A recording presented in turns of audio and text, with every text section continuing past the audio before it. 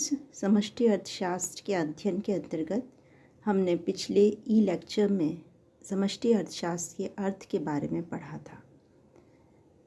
समष्टि अर्थशास्त्र का अध्ययन क्यों किया जाता है या इसका अध्ययन का महत्व क्या है, इस विषय पर इस लेक्चर में हम चर्चा करेंगे। मैं डॉक्टर नीलम सारस्वत, एसोसिएट प्रोफेसर अर्थशास्त्र, बाबू शोभाराम राजकीय कला महाविद्यालय। समष्टि अर्थशास्त्र में सामूहिक स्तर पर आर्थिक क्रियाओं जैसे सारे अर्थव्यवस्था के कुल उपभोग, सामान्य कीमत स्तर, कुल रोजगार, राष्ट्रीय आय आदि का अध्ययन किया जाता है। ये हमने पिछले लेक्चर में समझ लिया है। हम ये भी समझ चुके हैं कि यह दृष्टिकोण पूरी आर्थिक प्रणाली को आर्थिक समस्याओं के विश्लेषण और आर्थिक नीतियों के प्रयोग के संबंध में एक अविभाज्य इकाई मानता है। यहाँ पे इस शब्द का अर्थ समझ लेना जरूरी है कि इससे आशय क्या है कि यह आर्थिक समस्याओं के विश्लेषण और आर्थिक नीतियों के प्रयोग के संबंध में एक अविभाज्य इकाई मानता है। अर्थात राष्ट्रीय आय, सामान्य कीमत स्तर, कुल उपभोग या कुल रोजगार आदि का अध्ययन जब हम करते हैं तो इसको हम एक इकाई के रूप में लेके चलते हैं पूरी अर्थव्यवस्था के लिए। उसको विभिन्न छोटे छोटे व्यष्टि रूपों में अध्ययन न करके संपूर्ण रूप में इसका अध्ययन किया जाता है। और इसका दूसरा नाम भी होता है समष्टि अर्थशास्त्र का, जो कार्य में लिया जाता है वह है आय तथा रोजगार का सिद्धांत।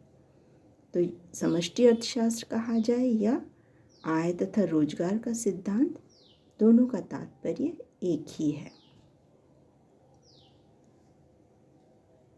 बहुत ही महत्वपूर्ण होते हैं पूर्ण रोजगार, आर्थिक विकास और स्थिरता।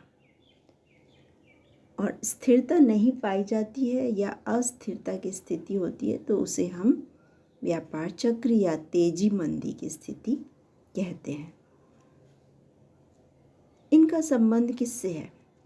इनका संबंध पूरी अर्थव्यवस्था के साथ है, जैसे भारत की पूरी अर्थव्यवस्था के साथ इनका संबंध है।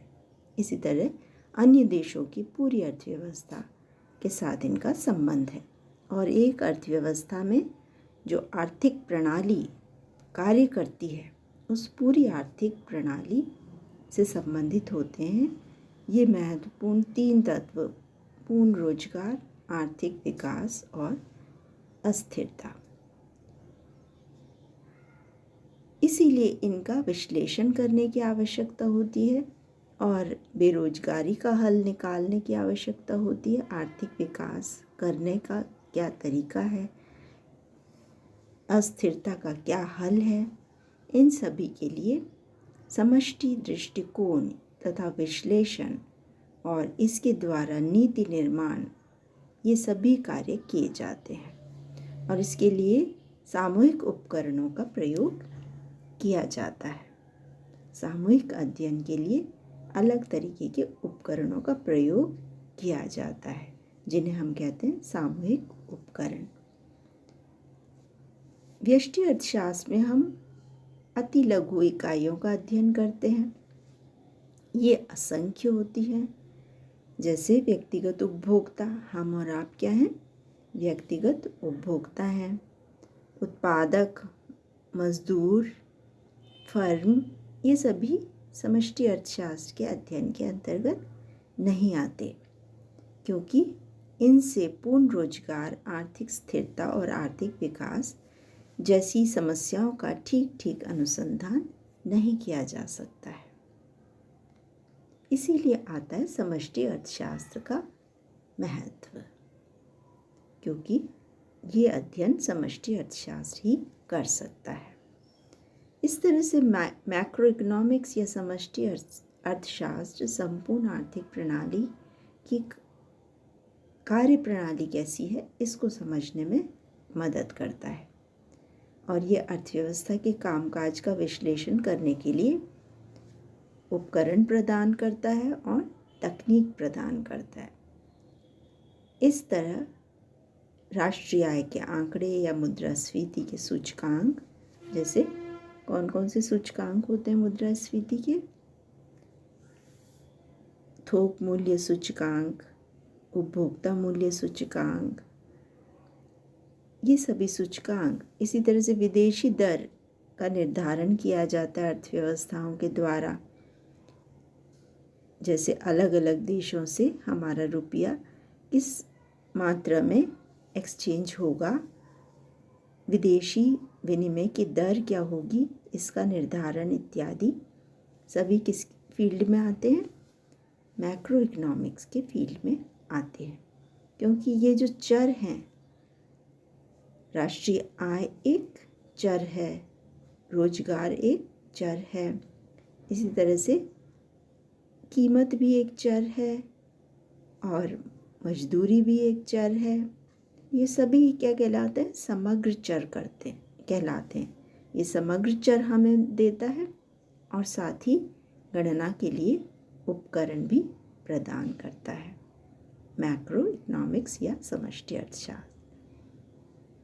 और ये सभी सूचकांक जो होते हैं वो देश के आर्थिक प्रदर्शन का मूल्यांकन करने में सहायक होते हैं। यदि हम सिद्धांतों के रूप में बात करें तो समष्टि आर्थिक विश्लेषण का महत्व सैद्धांतिक रूप में केन्स के सिद्धांत के साथ आया था और व्यवहारिक रूप में हल जो इसने निकाला था वो था 1929 की विश्वव्यापी महामंदी। तो इस तरह सैद्धांतिक रूप में भी और व्यवहारिक रूप में भी 1929 से इसका प्रारंभ माना जाता है। इसके हल के रूप में केन्स ने जो सिद्धांत दिया था वह सिद्धांत वास्तव में समष्टि आर्थिक विश्लेषण के व्यवस्थित स्वरूप के प्रारंभ को इंगित करता है और उसके बाद इसमें काफ़ी परिवर्तन आए हैं, अनेक अर्थशास्त्री हुए हैं और उन अर्थशास्त्रियों ने अपने अपने सिद्धांत दिए हैं और इसके महत्व को भी रियलाइज़ किया गया है, क्योंकि इससे पहले व्यष्टि अर्थशास्त्र पर ही जोर दिया जाता था। इसके बाद समष्टि अर्थशास्त्र ने एक महत्वपूर्ण स्थान प्राप्त किया, क्योंकि सरकार की मौद्रिक और राजस्व नीतियाँ पूरे देश पर लागू होती हैं और पूरे देश का संबंध किससे होता है? पूरे राष्ट्र का संबंध किससे होता है? भारत की संपूर्ण अर्थव्यवस्था का संबंध किससे होता है? समष्टि अर्थशास्त्र से होता है। तो इसमें कौन सा विश्लेषण काम आएगा? समष्टि आर्थिक विश्लेषण इसमें काम आएगा। तो इसका महत्व जैसे जैसे बढ़ता गया, कल्याणकारी राज्य होते गए, सरकार का हस्तक्षेप बढ़ता गया, वैसे वैसे समष्टि आर्थिक विश्लेषण में भी बहुत तीव्र गति से वृद्धि हुई है। अब हम देखते हैं कि किस कारण से समष्टि अर्थशास्त्र का उपयोग अधिकाधिक होता जा रहा है और इसका महत्व कैसे ये इंगित करता है। अर्थव्यवस्था की कार्यप्रणाली को समझाने में सहायक। अर्थव्यवस्था जो होती है, यदि हम पूरी अर्थव्यवस्था देखते हैं, जैसे सारे भारत की अर्थव्यवस्था हम देखते हैं, अमेरिका की अर्थव्यवस्था देखें, ब्रिटेन की देखें, फ्रांस की देखें, जर्मनी की देखें, अलग अलग देशों की देखें, चीन और जापान की देखें, तो ये वास्तव में बहुत जटिल है कि किस तरह से कार्य करती हैं, किस तरह से इनका संचालन होता है। और अर्थव्यवस्था में कई क्षेत्र होते हैं, वे सभी सामूहिक रूप से संचालित होते हैं। तो ये सभी क्षेत्र किस प्रकार से संचालित हो रहे हैं, इसके अध्ययन करने में समष्टि अर्थशास्त्र सहायक होता है, क्योंकि ये बहुत ही जटिल होते हैं। व्यष्टि अर्थशास्त्र से अर्थव्यवस्था की व्यक्तिगत इकाइयों का तो ज्ञान हो जाता है, पर अर्थव्यवस्था के संपूर्ण संगठन एवं संचालन को समझने के लिए तो समष्टि अर्थशास्त्र का ही सहारा लेना पड़ता है। अगला है आर्थिक नीति निर्धारण में सहायक। विभिन्न समस्याओं, आर्थिक समस्याओं के लिए सरकार को आर्थिक नीति बनानी पड़ती है, क्योंकि आज का जो राज्य है, आज का जो राष्ट्र है, वह उसकी जो सरकार है वह एक कल्याणकारी सरकार है, और इसे हम कहते हैं कल्याणकारी राज्य का युग। और इसमें बहुत महत्वपूर्ण हो जाता है सरकार के लिए ऐसी आर्थिक नीतियों का निर्माण करना और उनका क्रियान्वयन करना जिससे कि राष्ट्रीय आय में, प्रति व्यक्ति आय में वृद्धि हो, रोजगार बढ़े, देश में बचत और विनियोग बढ़े, कीमतों में स्थिरता रहे, और इसी तरह से अनेक नीतियाँ बनाई जाती हैं देश की सरकार के द्वारा। इन नीतियों का उद्देश्य आर्थिक विकास करना और स्थायित्व प्रदान करना है अर्थव्यवस्था को। इसके बाद में अंतर्राष्ट्रीय तुलना में सहायक। यदि हम अंतर्राष्ट्रीय व्यापार का अध्ययन करना चाहते हैं और इसमें आयात निर्यात विनिमय दर का अध्ययन करना चाहते हैं, विभिन्न राष्ट्रों में तुलना करना चाहते हैं, उसके लिए हमें किसका सहारा लेना पड़ेगा? समष्टि अर्थशास्त्र का सहारा लेना पड़ेगा। इसी तरह से आर्थिक नियोजन में भी ये सहायक है। भारत में स्वतंत्रता प्राप्ति के बाद से ही पंचवर्षीय योजनाएं शुरू की गई थी। इनको शुरू करने के यही कारण था कि ये जो विभिन्न उद्देश्य हैं, बेरोजगारी मिटाने का उद्देश्य हो या आर्थिक विकास का या आर्थिक स्थिरता का उद्देश्य, मुद्रास्फीति पर रोक लगाने का उद्देश्य, ये सभी प्रॉपर प्लानिंग या आर्थिक नियोजन के द्वारा ही हल किए जा सकते हैं। तेजी और मंदी की अवस्थाएं बार बार आती रहती हैं अर्थव्यवस्थाओं में, और एक काम हो गया अर्थव्यवस्थाओं का ये कि वो इनसे निपटे, और ये किसके द्वारा संभव है? नियोजन के द्वारा ही संभव है। आर्थिक विकास भी नियोजन के द्वारा ही संभव है। तो इस तरह से वर्तमान युग जो है वो नियोजन का युग है। विश्व के अधिकांश विकसित देश और विकासशील देश अपनी आर्थिक समृद्धि के लिए आर्थिक नियोजन से आर्थिक विकास के मार्ग को आगे बढ़ा रहे हैं, उस पर आगे बढ़ रहे हैं। और आर्थिक नियोजन की प्रक्रिया संपूर्ण अर्थव्यवस्था के विश्लेषण से ही हो सकती है, और इस तरह से समष्टि अर्थशास्त्र के बिना आर्थिक नियोजन संभव नहीं है। सामान्य बेरोजगारी के विश्लेषण में सहायक। सामान्य बेरोजगारी से तात्पर्य है पूरी अर्थव्यवस्था में बेरोजगारी की स्थिति कैसी है। हम अपनी एक दूसरे की बातें कर सकते हैं बेरोजगारी की, परंतु क्या हम पूरे राष्ट्र में बेरोजगारी की क्या स्थिति है, विभिन्न देशों में बेरोजगारी की क्या स्थिति है, इसके बारे में पता लगा सकते हैं? नहीं लगा सकते यदि हम समष्टि अर्थशास्त्र का सहारा न लें। और बेरोजगारी का हल तो सरकार के सहयोग के बिना किया जाना संभव नहीं है।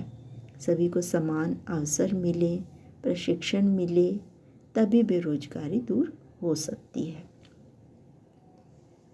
इसके अतिरिक्त ये मौद्रिक समस्याओं के विश्लेषण में सहायक है। जैसे सामान्य कीमत स्तर है, विभिन्न कीमत सूचकांकों से जो हमें पता चलता है, थोक मूल्य सूचकांक, उपभोक्ता मूल्य सूचकांक, इनकी हमने बात की। इनसे हमें मुद्रास्फीति के बारे में पता चलता है, अर्थात तेज़ी से यदि कीमतें लगातार बढ़ रही हैं तो उसको काबू करना बहुत ज़रूरी होता है, नहीं तो लोगों की आय जो होती है उसकी क्रय शक्ति कम हो जाती है। इसलिए सरकार को मौद्रिक नीति बनानी पड़ती है जो देश का केंद्रीय बैंक अर्थात रिजर्व बैंक ऑफ इंडिया बनाता है। तो जैसे केंद्रीय बैंक शब्द से पता चलता है कि पूरे राष्ट्र का एक ही बैंक होता है ये। जैसे केंद्र सरकार पूरे राष्ट्र की एक सरकार है, केंद्रीय बैंक पूरे राष्ट्र का एक बैंक है। बैंकरों का बैंक भी कहा जाता है, सरकार का बैंक भी है ये। इस तरह से मौद्रिक नीति का निर्धारण कौन करता है? रिजर्व बैंक ऑफ इंडिया करता है भारत में, और अन्य देशों के केंद्रीय बैंक उन देशों में करते हैं जो समष्टि अर्थशास्त्र के चरों और गणनाओं को काम में लेकर किया जाता है। व्यापार चक्रों के विश्लेषण में सहायक, जैसे हमने शुरू में बात की थी, महामंदी जो तीसा की महामंदी कहलाती है 1929 से जो 1930s के डेकेड में या दशक में हुई थी, उसमें ही इसको सर्वप्रथम काम में लिया गया और इसके महत्व को रियलाइज़ किया गया था। तो यह व्यापार चक्रों, तेजी मंदी के कारणों और इसको के निवारण के विश्लेषण में सहायक है। इसके अतिरिक्त व्यष्टि अर्थशास्त्र के विकास में भी समष्टि अर्थशास्त्र सहायक है। व्यष्टि अर्थशास्त्र जो है समष्टि अर्थशास्त्र के बिना कार्य नहीं कर सकता, उसकी आवश्यकता आवश्यक पड़ती है। जैसे एक वस्तु का मूल्य निर्धारण बहुत कुछ देश में प्रचलित मूल्य स्तर व समूची अर्थव्यवस्था में उसकी मांग व पूर्ति पर निर्भर करेगा। एक स्थान से दूसरे स्थान वस्तु जाएगी तो पूरा राष्ट्र ही वस्तु की कीमत को प्रभावित करेगा मांग तथा पूर्ति के द्वारा। इस तरह से समग्र मांग, समग्र पूर्ति, ये विभिन्न चर काम में लाए जाते हैं समष्टि अर्थशास्त्र में, जो उपभोग के स्तर से निर्धारित होते हैं। फर्म के सिद्धांत का प्रतिपादन भी बहुत सी फर्मों के व्यवहार को सामूहिक रूप में अध्ययन करने से हुआ है। सम सीमांत उपयोगिता का नियम भी पढ़ते हैं हम व्यष्टि अर्थशास्त्र में। इसका भी तभी यह संभव हुआ जब व्यक्तियों के समूहों के व्यवहार का अध्ययन किया गया, क्योंकि ये एक व्यक्ति का नहीं है बल्कि सभी व्यक्तियों में ये व्यवहार पाया जाता है। इस प्रकार व्यष्टि अर्थशास्त्र के नियमों का निर्माण और उनकी परख भी समग्र रूप से की जा सकती है। अतः यह स्पष्ट है कि व्यष्टि अर्थशास्त्र के विकास में समष्टि अर्थशास्त्र का बहुत अधिक महत्व है। समष्टि आर्थिक विश्लेषण के बारे में इस अध्ययन जो हमने किया, इससे ये प्रकट होता है कि हमारे विश्लेषण का क्षेत्र केवल आर्थिक चरों के कुल आकारों की जांच करने तक ही सीमित नहीं है, जैसे बेरोजगारी कितनी है, राष्ट्रीय आय कितनी है, कीमत स्तर या मुद्रास्फीति का स्तर क्या है, बल्कि इनके आपसी संबंध भी समष्टि अर्थशास्त्र के आवश्यक अंग हैं, क्योंकि एक दूसरे को प्रभावित करते हैं। राष्ट्रीय आय जो है वो राष्ट्रीय उत्पादन पर निर्भर करती है, कुल व्यय मांग के ऊपर निर्भर करता है, कुल रोजगार है वो उत्पादन के ऊपर निर्भर करता है, सामान्य कीमत स्तर है वो उत्पादन के ऊपर और आय के ऊपर निर्भर करता है। तो ऐसे अनेक कारक हैं जो एक दूसरे से संबंधित हैं। उत्पादन बचत और निवेश पर निर्भर करता है, क्योंकि पूंजी निर्माण बचत और निवेश पर निर्भर करती है। समष्टि आर्थिक विश्लेषण को इन प्रश्नों के उत्तर देने होते हैं कि राष्ट्रीय आय में परिवर्तन व्यापारिक क्रियाओं को कैसे प्रभावित करते हैं, कीमतों का स्तर किस प्रकार से रोजगार की कुल मात्रा से प्रभावित होता है, और किस प्रकार बचत और निवेश में परिवर्तन राष्ट्रीय आय के स्तर को प्रभावित करते हैं। तो ये सभी जो चर हमने देखे, इन चरों की गणना एक महत्वपूर्ण अंग है समष्टि अर्थशास्त्र का। चर क्या होते हैं, विभिन्न प्रकार के चर कौन कौन से हैं, ये सभी समष्टि अवधारणाओं के अंतर्गत आता है, जो कि समष्टि अर्थशास्त्र में मूलभूत हैं, और उनके अध्ययन के बिना समष्टि अर्थशास्त्र का अध्ययन करना संभव नहीं है। इसलिए अगले ई लेक्चर में हम इन्हीं के बारे में अध्ययन करेंगे, चर और चरों के प्रकारों का अध्ययन करेंगे, और सब्सिक्वेंट ई लेक्चर्स में हम विभिन्न समष्टिगत आर्थिक अवधारणाओं का अध्ययन करेंगे, मैक्रो इकोनॉमिक कॉन्सेप्ट्स का अध्ययन करेंगे। इसी के साथ इस ई लेक्चर को हम यहीं विराम देते हैं। धन्यवाद।